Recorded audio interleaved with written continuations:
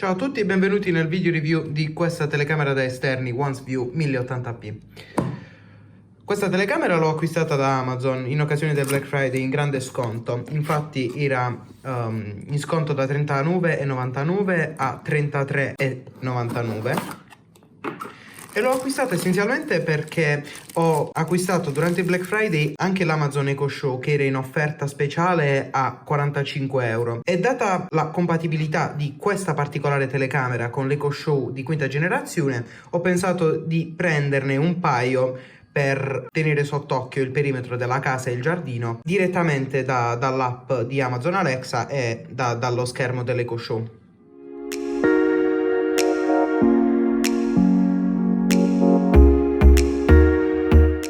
Questo è il contenuto dello scatolo. Come possiamo vedere, oltre che alla telecamera, al corpo centrale della telecamera, abbiamo una serie di viti e tasselli che servono per ancorarla al muro. Abbiamo questo stencil che ci permette di effettuare i buchi senza dover prendere le misure in maniera difficile. Come potete vedere, l'antenna che servirà per le funzionalità Wi-Fi viene spedita separatamente rispetto al corpo della telecamera e va montata qui in questo punto, dove se svitiamo questo tappino bianco troviamo il connettore SMA. Alla telecamera sono attaccati anche questi tre cavetti, uno dei quali è il tasto di reset, l'altro è il cavetto di alimentazione e l'altro invece serve nel caso in cui volessimo collegare la telecamera con un cavo Ethernet, quindi con una connessione cablata, e per questo troviamo anche questo cavo di rete corto che è lungo 1,5 metri. In questa bustina di plastica invece troviamo l'alimentatore della telecamera, che io posizionerò all'interno di una cassettina di plastica per esterni, una di quelle impermeabili per intenderci, all'interno della quale farò arrivare un cavo di corrente e una presa femmina. Ed ecco qui l'applicazione. Perfetto, quindi dopo essermi registrato, la prima schermata che appare è proprio quella di aggiunta dispositivo. Una volta selezionato il modello che ci interessa, in questo caso la W4, possiamo scegliere quale installazione effettuare, quindi se quella Wi-Fi o col cavo Ethernet, in teoria già in dotazione. Selezioniamo quella Wi-Fi e ci dice di controllare se il LED lampeggia. Come potete vedere il LED sta lampeggiando chiaramente, giallo e verde. Attenzione, mi specifica sin da subito che la rete 5 GHz non è supportata, però poco male, dato che è proprio difficile che una rete Wi-Fi a 5 GHz, pur avendo un modem, un router potente, riesca a superare i muri esterni di casa. Si prega di puntare il codice QR verso l'obiettivo della fotocamera e attendere che la scansione. Lo facciamo subito. Ok, dovrebbe essere fatto. A questo punto ci dice di controllare se l'indicatore che abbiamo visto prima è diventato verde. Sì, sta lampeggiando solamente il verde, quindi possiamo cliccare su avanti.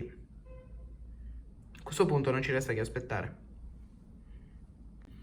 Ed ecco fatto, finalmente l'accoppiamento è riuscito e qui ci chiede subito di rinominare la fotocamera. Suppongo che questo sia il nome che verrà utilizzato anche da Alexa per riconoscerla, quindi in questo caso la chiamo test e andiamo avanti. Ed eccoci qui. Appena ho aperto l'applicazione la telecamera era offline, ma ho letto nelle info, nella FAQ, che in pratica è normale questa situazione per le telecamere connesse per la prima volta a internet, dato che il firmware di queste telecamere e l'applicazione vengono aggiornati molto spesso, ve lo posso garantire. Questa applicazione era già sul mio telefono da qualche giorno ed è già stata aggiornata un paio di volte. Quindi adesso questa è la schermata di controllo e da qui abbiamo il live della telecamera. Come potete vedere il lag, il ritardo è davvero minimo.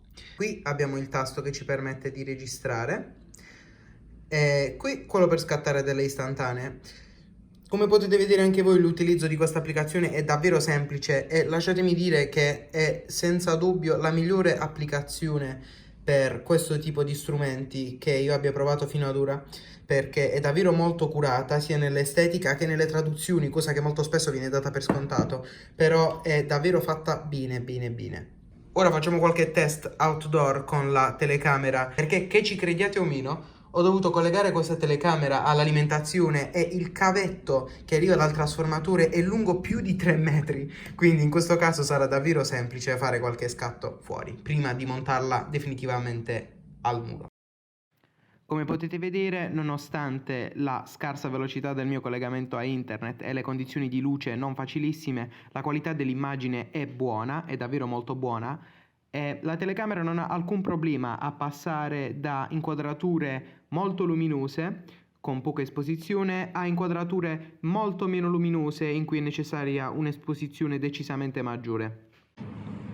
Per poter andare ad attivare la funzionalità rilevazione movimento ci basterà andare all'interno dell'iconcina dell'ingranaggio all'interno del dispositivo, andare nell'apposita sezione, attivarlo, selezionare il livello di sensibilità e io a questo punto vi consiglio di settarlo su un livello medio alto, comunque non troppo alto, se avete intenzione di installarla all'esterno. In più questa applicazione ci dà la possibilità di attivare questa funzionalità solamente negli orari prestabiliti. Che ne so, magari di giorno preferite non averla attiva per evitare che vi arrivino notifiche push di continuo mentre uscite ed entrate di casa, e magari vi piacerebbe avere attiva questa funzionalità solamente nelle ore notturne. In questo caso la personalizzazione non ci serve, quindi accendo 24/7. Metto il livello di sensibilità al massimo. Andiamo quindi ora a fare un piccolo test su questa funzione. Io spengo lo schermo del telefono, lo metto da parte e vediamo quanto tempo ci mette. Ed ecco qui che subito compare all'interno della sezione allarmi.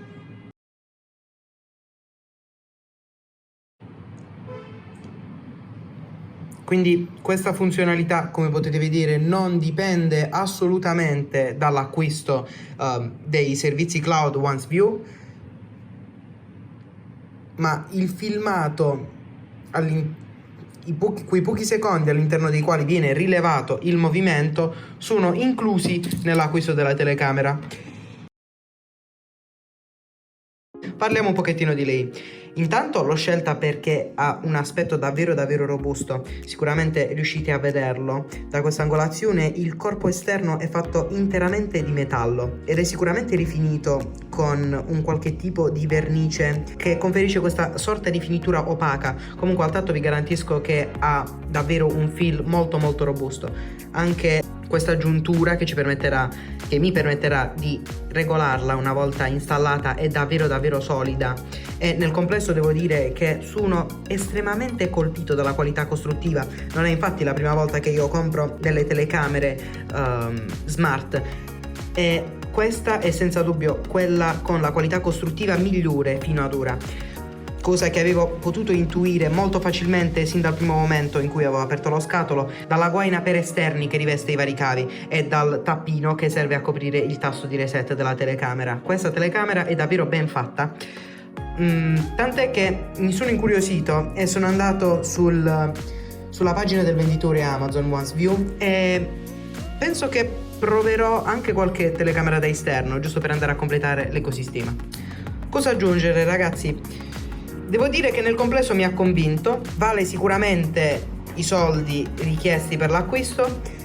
L'installazione, come avete visto, si fa in pochissimi minuti, non richiede alcun tipo di sforzo, alcun tipo di conoscenza particolare. L'applicazione è davvero ben fatta, non smetterò mai di ripetervelo abbastanza rispetto alle altre che io ho provato. Io posseggo anche una mini telecamera da interno e vi posso assicurare che l'applicazione, pur essendo magari un po' più diffusa, essendoci l'azienda che la rilascia presente su questo mercato da un pochettino più di tempo, vi posso garantire che non è nemmeno lontanamente paragonabile a questa applicazione, anche solamente considerando le traduzioni che sono fatte davvero bene. Cosa invece non mi ha convinto di questa telecamera è stata l'assenza di un microfono, fondamentalmente, dato che, come avete potuto vedere dalle registrazioni video, non c'è la possibilità di registrare audio, né tantomeno la possibilità di riprodurre in remoto l'audio proveniente dal telefono o dal dispositivo da cui stiamo ricevendo il segnale. Bene ragazzi, il video di unboxing e le mie considerazioni sono concluse. Ci vediamo la prossima volta, fatemi sapere se volete vedere come sarà l'ecosistema concluso, come si integra con l'EcoShow 5 e con le altre telecamere che ho acquistato. Ci vediamo alla prossima.